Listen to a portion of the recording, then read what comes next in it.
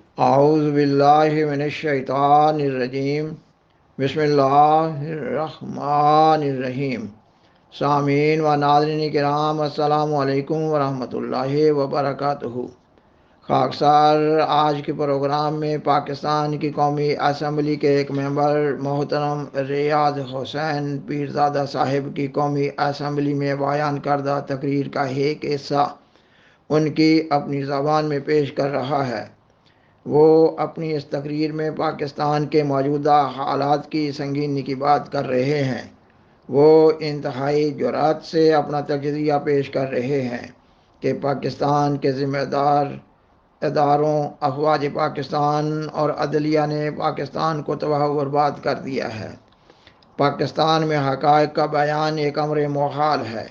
اللہ تعالیٰ سے دعا ہے کہ اللہ تعالیٰ محترم ریاض حسین پیرزادہ صاحب کی حفاظت فرمائے اور ان کے اس نیک عمل کی انہیں بہترین جزا عطا فرماوے۔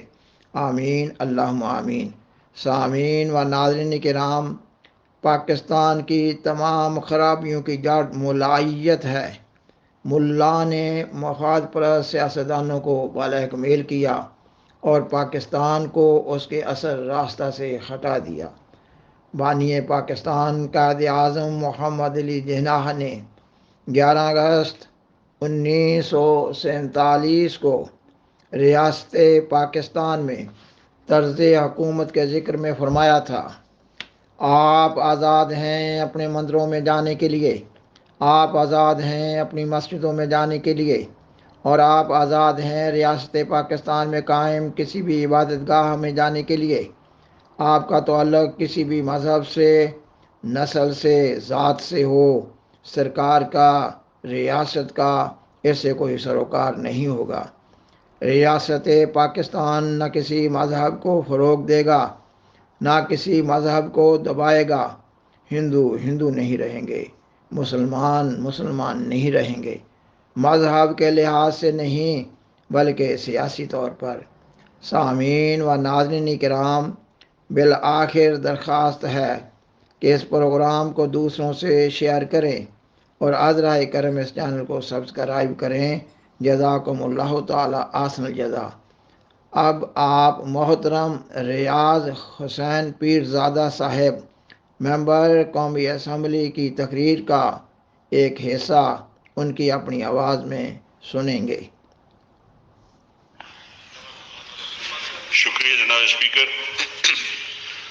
جناب اسپیکر، میں 93 میں اس پارلیمنٹ میں پہلی دفعہ آیا تھا اور تب سے اللہ کا کرم ہے کہ حاصل پور کے لوگ اور بہاولپور کے مجھ پہ اعتماد کرتے ہوئے چاہے جس پارٹی سے بھی میں کھڑا ہوں انہوں نے میرے کردار کو سراہا۔ اب مجھے ذمہ داری جو ہے وہ ہیومن رائٹس کی ہے جناب اسپیکر۔ میں نے کیبنٹ میٹنگ میں بھی اور ایک مراسلہ بھی لکھا ہے پرائم منسٹر صاحب کو، جس کا ذکر خواجہ آصف صاحب نے آخر میں کیا ہے کہ یہ جو حالات ہیں ان سے اب مزید آپ منہ نہیں موڑ سکتے۔ میں مینگل صاحب کو انتہائی ادب سے ان کا شکریہ ادا کرتا ہوں کہ شکر ہے کہ پارلیمنٹ کے اندر ایسے ممبرز ہیں جو ممبرز میں 93 میں دیکھتا تھا۔ جو پارلیمنٹ کا کام ہے وہی کرنا چاہیے ہمیں اقتدار کی کرسیوں کے لیے۔ چاپلوسی ان اداروں کے باہر جن اداروں نے ہماری تباہی کا باعث جو بن چکے ہیں، میں اس وقت انٹرنیشنلی بھی فیس کر رہا ہوں تنقید ہماری ہیومن رائٹس کے حوالے سے، اور ان کو ڈیفینڈ کرنے کے لیے میری ذمہ داری بھی ہے کیونکہ میں نے حلف لیا ہے کہ میں نے پاکستان کے اداروں کو بھی ڈیفینڈ کرنا ہے۔ لیکن جناب اسپیکر، ضمیر پہ بوجھ رکھ کے پاکستان کے ادارے میں کھل کے کہوں گا، نہ عدلیہ اب ہمارا تحفظ کر سکی ہے، نہ ہماری افواج تحفظ کر سکی ہے، اور یہ جو بلیڈنگ ہو رہی ہے یہ صرف بلوچستان کے لیے تو ہمارا دل ہمیشہ روتا ہے، اور جو فاٹا میں ہوا، جو غیر ملکی مداخلت کے لیے ہم استعمال ہوئے، جو ہمارے ادارے استعمال ہوئے، اور جس طرح پارلیمنٹ میں لوگوں کو چن کے اور یہاں پہ سلیکٹڈ آ گئے، اور جس طرح ایکسٹینشنوں کے چکر میں اس ملک کے ساتھ کھلواڑ ہوتا ہے، نہ عدلیہ اس کو سنبھالا دے سکی ہے۔ آج ہمیں بلایا جاتا ہے کہ جی جیلوں میں آبادی بہت ہو گئی ہے، ان کو کم کرو، تو پھر فیصلے کرو تم۔ نہ فیصلے نیچے کوئی کرتا ہے، نہ کوئی ہمیں تحفظ مل رہا ہے۔ پنجاب میں ہر طرف لینڈ گریبنگ ہے، نان ٹالرنس ہے، ادارے کر رہے ہیں، فرد نہیں، ادارے ملوث ہیں، چاہے وہ عدل اور انصاف کے ہوں، چاہے ہمارے محافظ ہوں، کوئی معاف نہیں کر رہا. نان ٹالرنٹ اس وقت حالات ہے. احمدی جماعت کو دن دہاڑے چھریوں سے مارا جا رہا ہے، ان کے گھروں کو، ان کی مسجدوں، ان کی عبادت گاہوں کے جا کے ان کے مینارے گرا دیتے ہیں.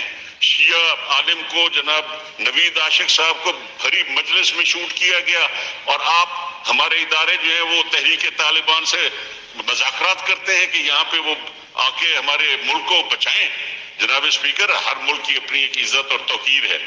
میاں نواز شریف صاحب نے آ کے اس دہشت گردی کے خلاف جو ایک بھرپور مہم چلائی تھی، اس سے ملک جو ہے 5-10 سال نکال گیا ہے.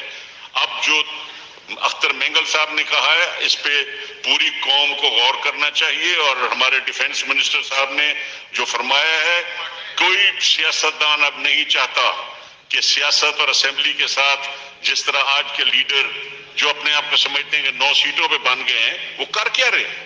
عوام باہر بھوکی مر رہی ہے، اور وہ اداروں کو بھی تباہی کی طرف اور دھمکا رہے ہیں، لوگوں کو بھی دھمکا رہے ہیں.